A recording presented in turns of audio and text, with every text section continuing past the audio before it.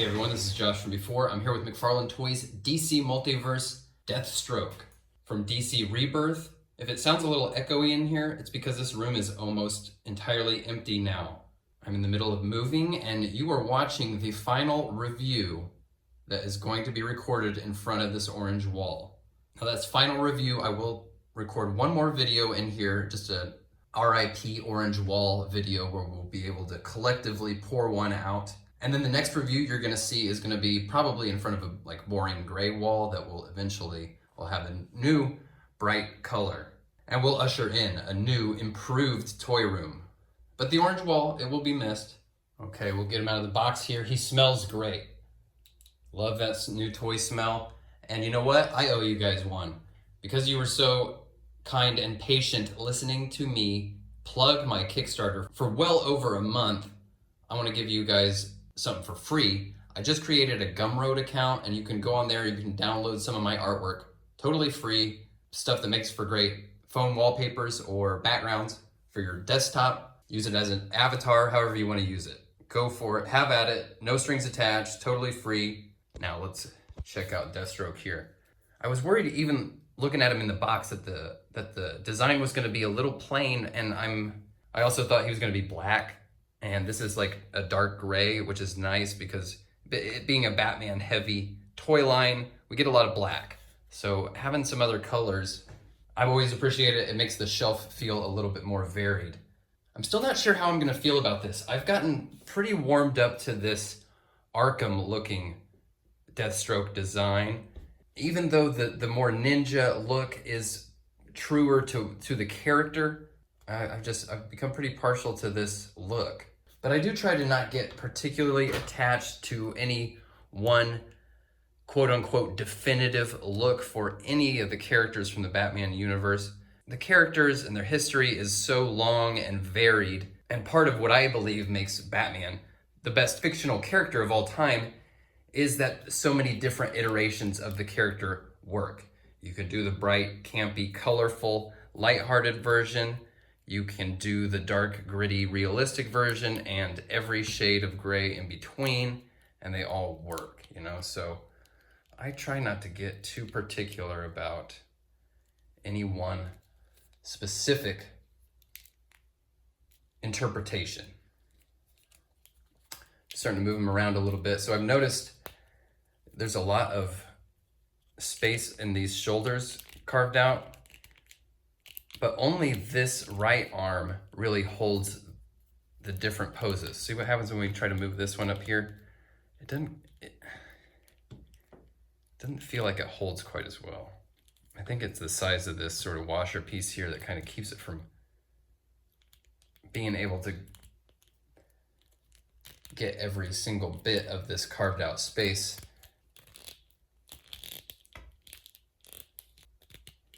Great movement at the biceps. And this is kind of interesting right here. You can get almost a full closed arm just from that first single hinge. Obviously it gets tighter like that, but it makes me think, you know, like, damn, why aren't we getting single elbows that have more range? You know what I mean? Great movement there. He's got big hands, big chunky paws, and ball joint wrists there. They're a little constricted by the size of the gloves and the cuffs on the wrist. Oh, now we're definitely getting great movement here at the torso. We're gonna want that to get some cool ninja poses, so that's nice to have. A little floaty up here, you know, it is what it is. But great torso movement. He's not gonna rotate at the hips too much with his legs down, but you get those up there and you can get that rotation coming in pretty well. He's gonna have good ninja kicks, it looks like.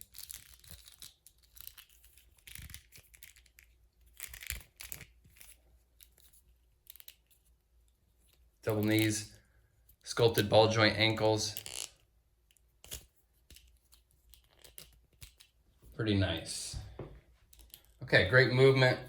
This is definitely gonna be a fun figure to put into a lot of different combat poses. And he's got a couple of okay accessories. He's got this small knife, which I believe is meant to fit in this little sheath right here on his ankle.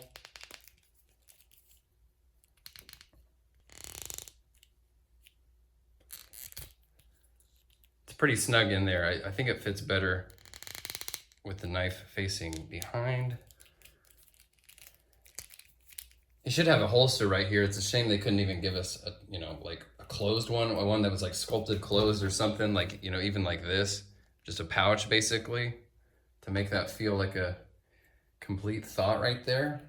And then he's got this sword. I really don't like this sword. I can't tell if this is a reuse. I think maybe Damian Wayne or Flashpoint Batman might have had this sword. I can't recall.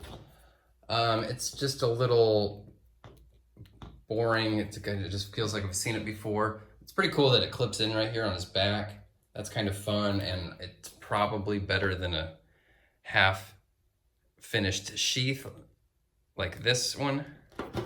So that's pretty cool, but there's just so many, we see a lot of swords, you know, especially ever since we can't get guns. Now it's like they're replacing the guns with swords, and I've seen a lot of swords, and Deathstroke could potentially have so many different weapons in his arsenal. So that even though it makes sense for the character, it's just like, I wish we could see, I don't know, a crossbow, I don't know, something else.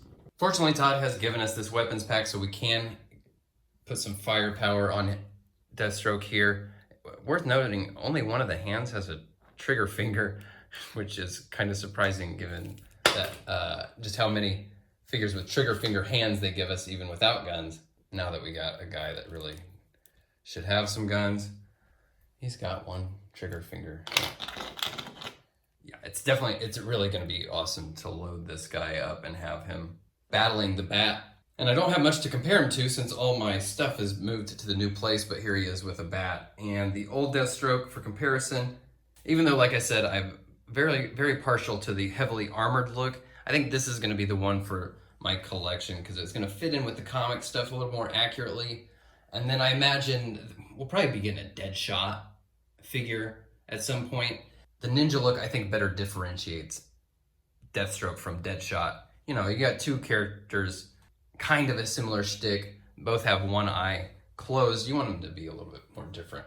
Obviously, Deathstroke is the much more popular character among comics readers, but given that there's been a movie starring Will Smith as the main character of Deadshot, that is now a character that normies are familiar with. You know what I mean? That's just kind of how exposure works. Movies and video games, they have more exposure than the comics.